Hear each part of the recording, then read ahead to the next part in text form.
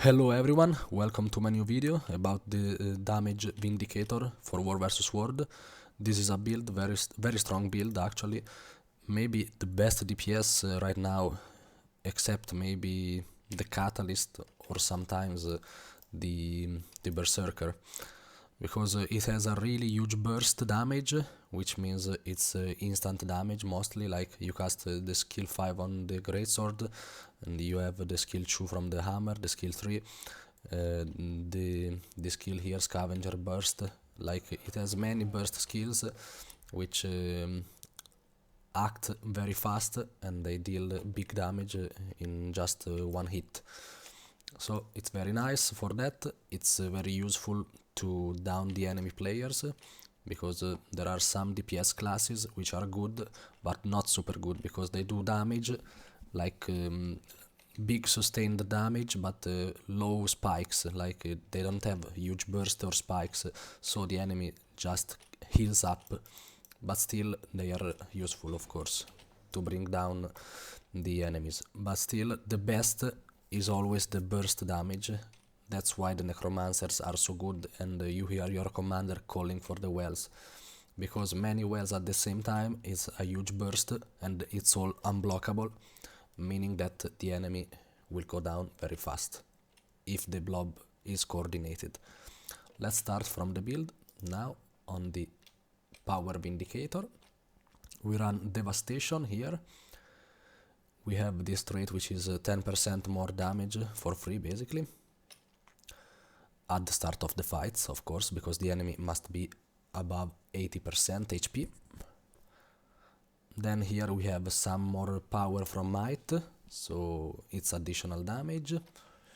And here we have swift termination, deal increased strike damage to foes below the health threshold, which is huge, 20% more damage to foes below 50% HP. It's very useful to finish the enemies who survived the fight. Then we run Invocation. This is one of the best trait line for the Revenant, because it has Roiling Mists, which basically makes us our Fury give us 40% critical chance instead of 20. In fact, if you see the critical chance here, I run at around 60%, so plus 40 we reach the 100 and we are capped on the critical. Here we run the while your health is above the threshold, strike damage dealt is increased. It's like a superior ring of the scholar, 7% instead of 5, so it's even better. And here we gain might when we grant ourselves fury, because the other traits are defensive or are just worse in my opinion. On the Vindicator trait line we run the Leviathan strength, meaning we deal increased damage while our endurance is not full. So this is a bit of a downside and also an upside of this build, because if our endurance is not full we deal 10% more damage, but to make our endurance not full we have to dodge, and sometimes we risk to use the dodges when not needed, so like you will not have your dodges after, like you are not fighting, you are just spiking the enemy, you want the 10% damage more, you dodge, you use your skill 3 or maybe skill 2 or whatever, then your enemy comes on you, you have only one dodge and you die. So be careful on this trait, but still I would recommend 9 times on 10 to use the dodge for the additional damage. Then here grant vigor to yourself and nearby allies after dodging. Vigor has increased effect on you, and this is very nice, so we can dodge more. Vigor is stronger on us, and we also apply our self-vigor on ourselves. Then here, that drop of course, drop from above, delivering a massive strike on the focused area. Dodging now deals more damage but affects a smaller area. Outgoing strike damage is increased for a period of time upon impact. So this is an additional 15% damage after we dodge, like we hit an enemy. Actually, even if we don't hit an enemy, just dodge and we get this modifier here for 10 seconds, so basically it's 15% damage more permanently, because your dodge has a lower cooldown than 10 seconds. So this build is very straightforward, but the damages are the numbers of the damage are actually insane, because Like if you saw my previous video about this build, it's a gameplay, I will link it in the description. Some skills are just very strong, they are easy to use, you just press them and you see huge numbers, and your arc DPS goes up a lot.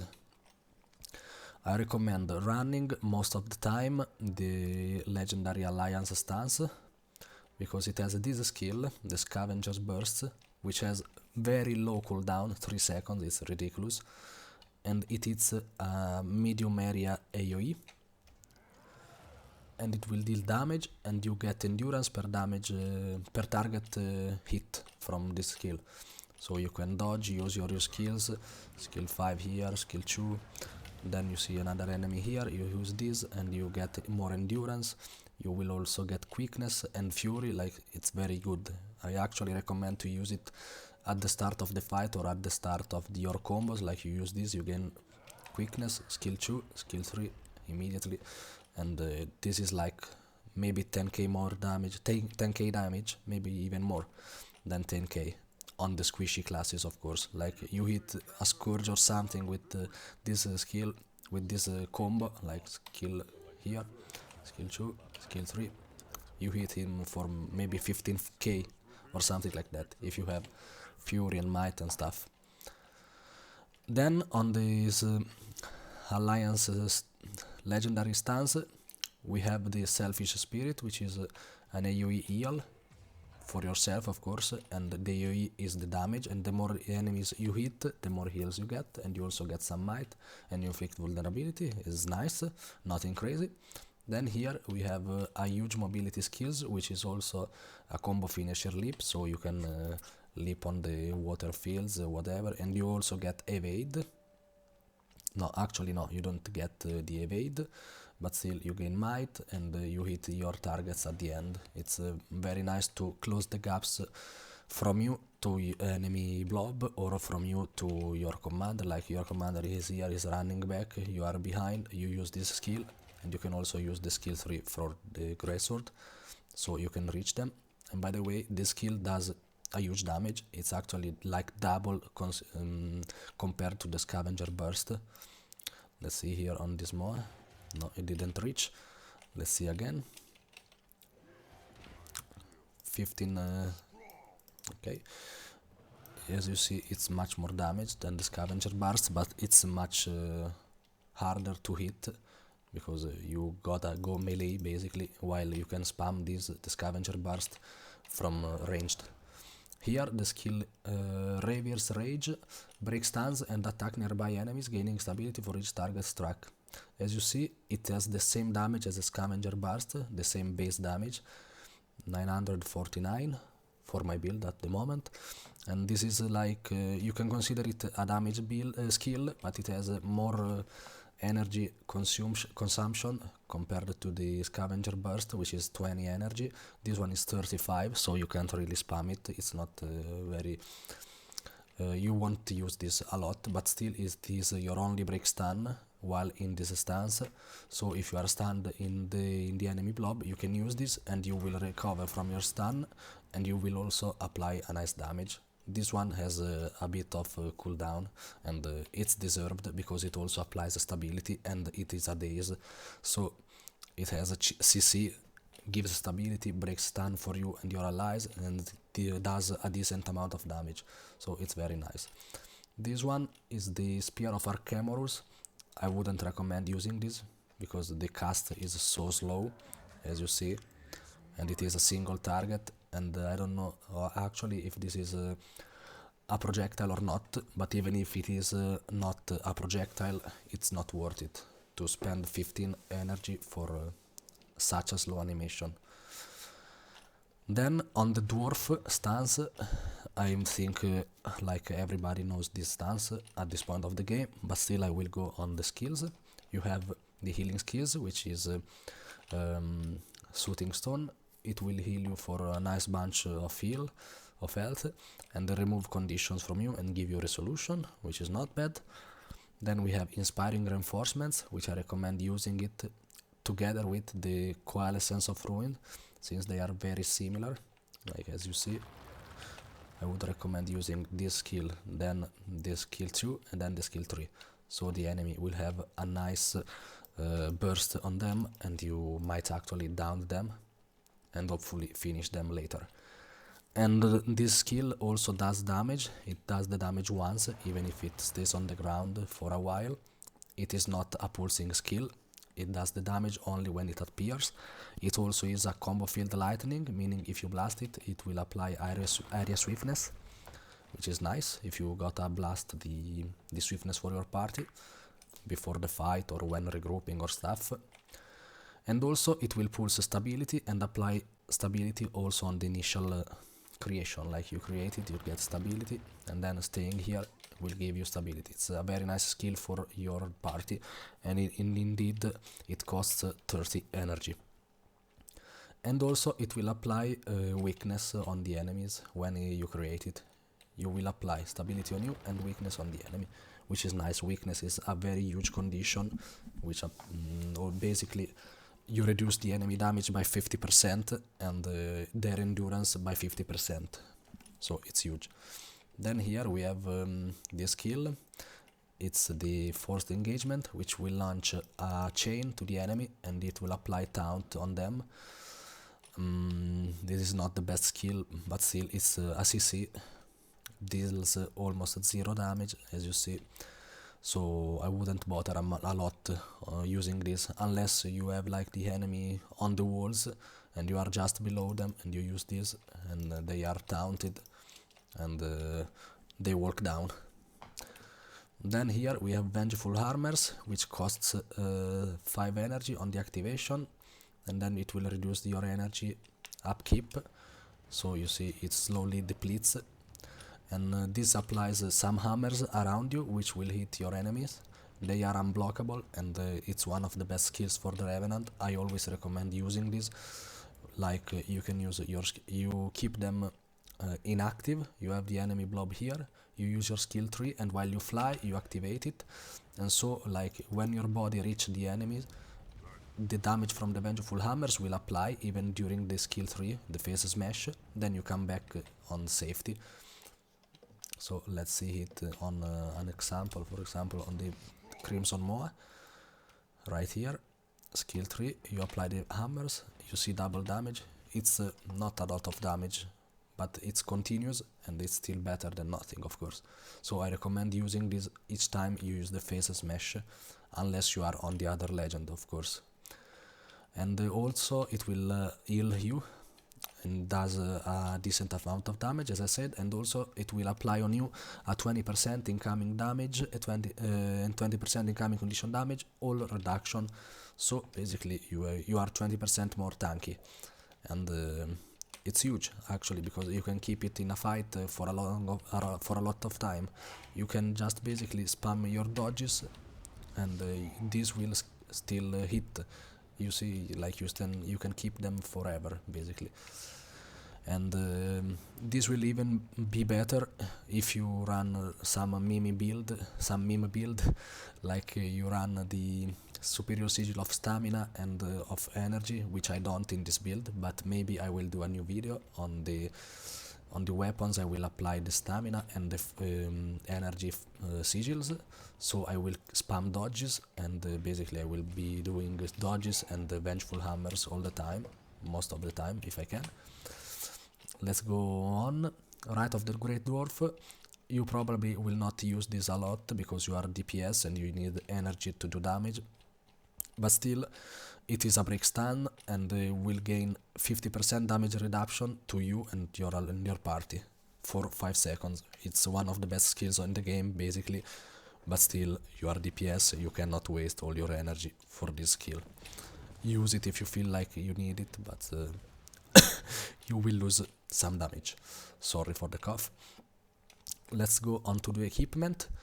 We run this one is Valkyrie, some Valkyrie, actually no, this is Berserker, sorry, Berserker, and we have hold the armor on Berserker, except for the boots, which are Valkyrie, to get some vitality, since we don't need that much precision. Then we have Berserker Hammer, Berserker Greatsword, The backpack is Berserker. Here we have Marauder, Berserker, Marauder, Berserker, and Berserker. If you can, run the mighty War vs World infusion for more damage. The rune is the Scholar, of course. Hammer and the Greatsword. Hammer, accuracy and force as sigils, and the Greatsword, accuracy and bloodlust. If you want some more damage, the bloodlust is nice. You are kinda tanky, so you won't die every fight possibly, and you will accumulate the stacks of bloodlust, so it's 250 more power, which is very nice for the damage. Now I will explain the skill on the hammer and on the Greatsword. The Greatsword auto attack is like similar to the Reaper auto attack, basically something like that, nothing crazy. The skill 2 is a very low cooldown, 7 seconds. It's a big AoE in front of you which deals huge damage, very nice skill.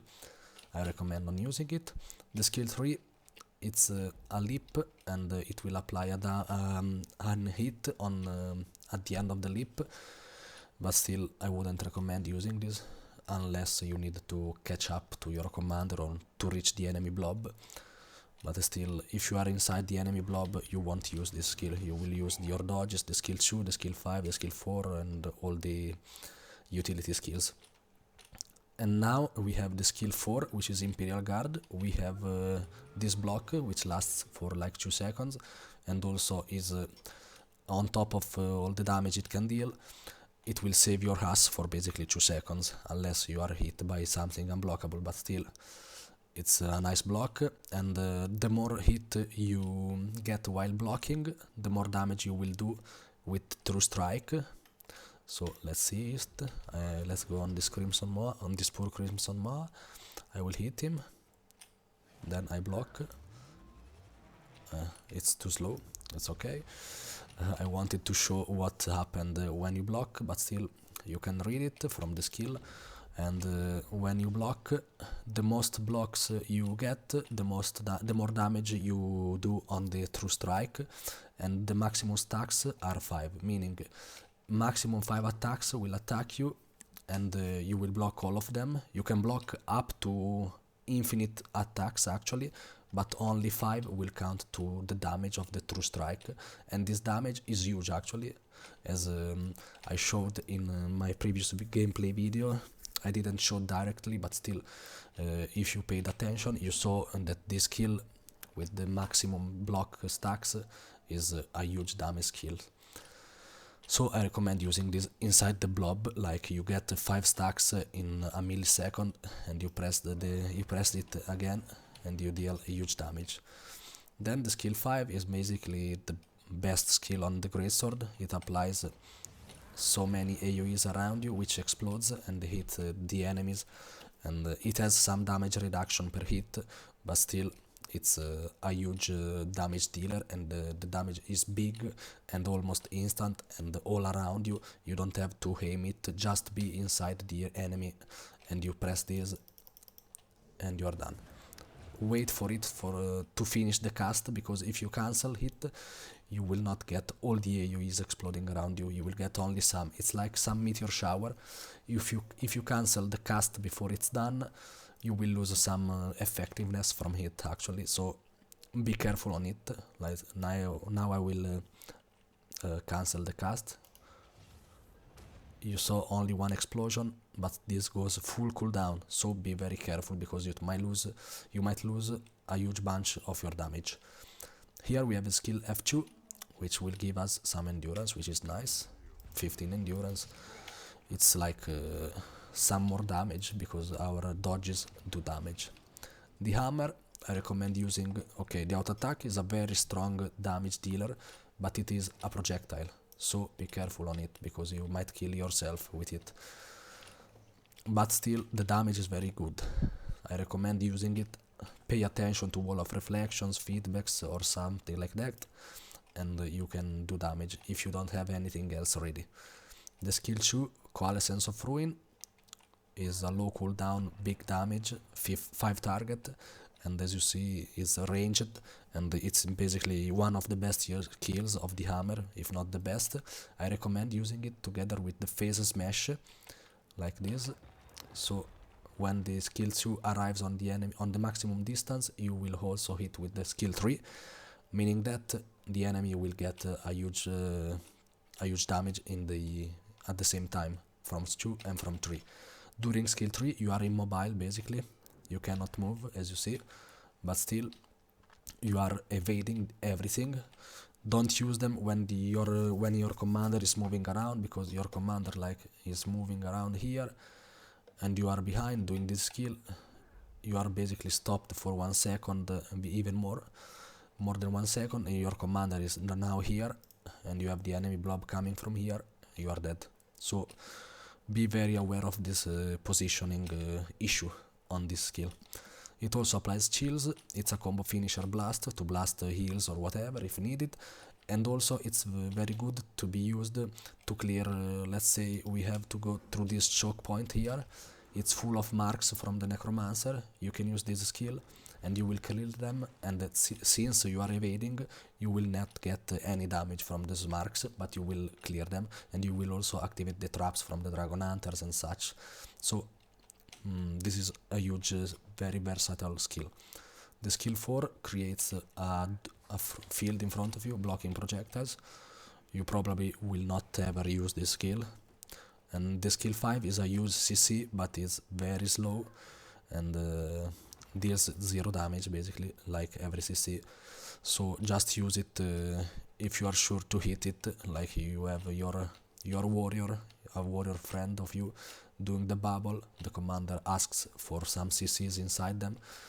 I would recommend prioritizing your damage, but if you have everything on cooldown, you have the swap on cooldown, you can apply this skill here, so basically maybe you can knock down the enemies. So basically in this build is use your dodges almost all the time, since it deals a huge part of your damage. As you see in arc DPS, it's maybe the 3rd or 4th skill, but sometimes it's even the 1st or the 2nd, depends on the fights, of course. Use the skill 2 from the Greatsword, the skill 4 and the skill 5, the skill 2 and 3 from Hammer. And then here we have the skill Scavenger Burst, which is the best. You use it from range, and so in a ranged situation most of the time you gotta be on the hammer and you spam the Scavenger Burst. And when you go melee, I recommend going to the Greatsword for the skill 2, skill 4, skill 5, and you can also stay during the melee time on the Scavenger Burst on the Legendary Alliance stance, but I would also recommend, if the situation allows it, to go on the Dwarf stance, because you have Inspiring Reinforcements, which is very good. It applies a stability. You can walk on the enemy without the fear of being corrupted or something. Like, you can be corrupted, but you will gain again stability, because this skill right here will pulse stability. And then you will jump with your Greatsword. You can use the Vengeful Hammers. You can use your skills inside the enemy blobs. And if you need more energy, just stop the Vengeful Hammers. You will stop them and you gain energy back, and you can use again this skill, and then you swap. You can use also this in melee. You can swap again on this legend right here, Scavenger Burst, and so on.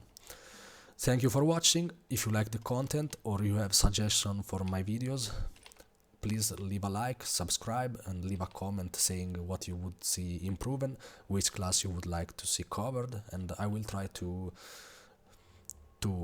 I don't know the word in English, sorry, I will try to accomplish your desire. See you in the next video. Bye.